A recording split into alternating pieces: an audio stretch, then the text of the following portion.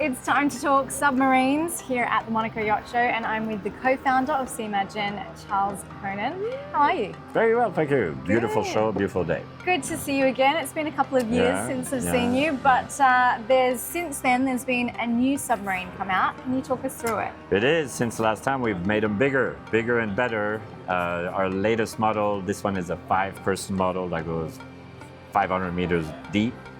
And we make them now up to 9 persons, so a pilot and 8 passengers. So, and it's a beautiful machine. It's a very large bubble in it. I can stand in the bubble. So it's Wow. like I say, it's a little Airbnb on the water. Yeah. Sounds fantastic. What kind of interest have you had at the show and since you've released this model?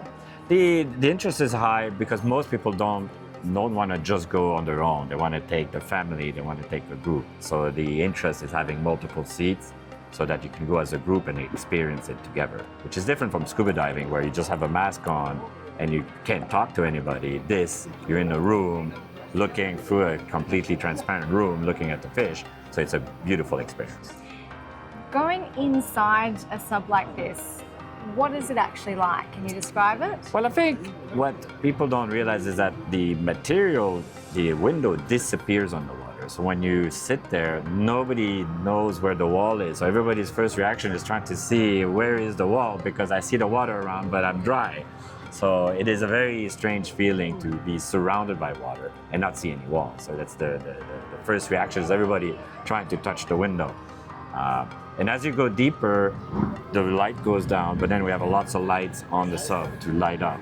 And it's amazing how this the sea life has a lot of colors. Even though it's dark, when you put the lighting on, there's a lot of colors on the reef. It's quite amazing. Where is the best place for a submarine like this to see the most sea life? There's a number of places. I'd say Costa Rica is a great location, French Polynesia, the Bahamas, the Palau. In the Med even, there are good spots in the Med for some beautiful shipwreck dives that we've done.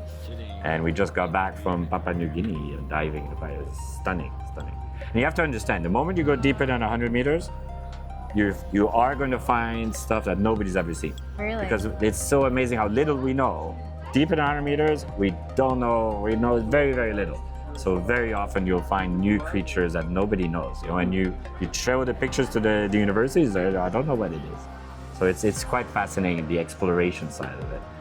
And when someone orders one, how long does it take to build before it's delivered? Typically, I'd say average is about 18 months. And we semi-customize depending on which ship it goes. So if we need to accommodate arrangements for a specific ship. But in average, it'll be about 18 months, yeah. Can you talk to me a little bit about the Nat Geo side of things? A little bit. They have a Pristine Seas, Nat Geo Pristine Seas have a whole program. They have their own program. They'll be talking about it, where they're doing an expedition around the world to help the marine research and expand the conservation, to expand or create new marine parks for protection. So it's an exciting program. If you look it up, it's Pristine Seas. Mm-hmm. It's under a Nat Geo banner. And they have a new sub they're going to be unveiling very soon. So really? Yeah. Okay. Yeah. Is it a 5-person like this? No, it's a 3-person, but it goes 1,300 meters deep. So, and has a lot of scientific tools on it. Talk me through the safety of a sub like this. Well, the first thing, it doesn't sink like a rock. What it does, it always wants, this big bubble wants to float up. So we use propellers to push it on the water. If we shut everything off, without doing anything, it will always come back to surface. It's always positively buoyant. So we always make sure that it can always come back to surface, and we have a big emergency buoy release with a big line that goes all the way to surface, a big spectral line, so we can always bring it back up. And you have emergency drop weight, so that if you can release things and come back. And just 300 meters to surface, it's about 10 minutes. You know, so if you want it to really come up, and inside, you don't feel any pressure. You don't need to decompress. So you can come up and down as quickly as you want because there's no effect to you on your body. So when you're underwater, you can stay as long as you want, you can come up as quickly as you want, and you can go fly after that and go in the airplane. You don't have to wait. Sure. So it's not like scuba diving. Mm-hmm. And it's completely safe going into the sea down to however many meters Right. in this sub. Yeah, and we've got close to 14,000 dives, for many years on the subs, and they're very, very, very safe. And then you don't just disappear. We have a top side, there'll be a boat that will be staying within about 1,000 meters as a control tower. So the operation, once we set up a sub, there is the training of the crew, training of the pilot, and we've done thousands of dives very, very safely. All the subs that we build are actually certified by the American Bureau of Shipping. So the construction of each one goes through a lot of testing for them to approve it. And they are then maintained annually by the certification body that will come do an inspection. So there is a big progress in the construction of each one. And a bit like aerospace is. It's much more in those terms. So the certification is not an optional feature. And is an important feature to make sure they're safe. Great, excellent. If you could dive in a sub anywhere in the world right now, where would you go?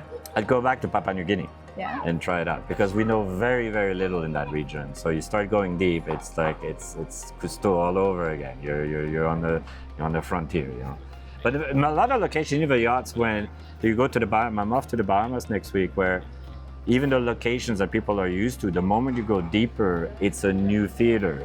Because you scuba dive that thing, yes, you scuba dive that 50 meters, but you find completely new reefs and new kind of ecosystem as you go deeper. So the site that yacht owners are used to are now new.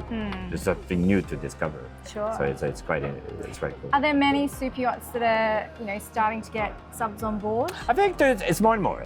There's been more in the last 10 years than the 50 years before. Wow. So there's definitely, and happy there are some competing concepts, which is all good.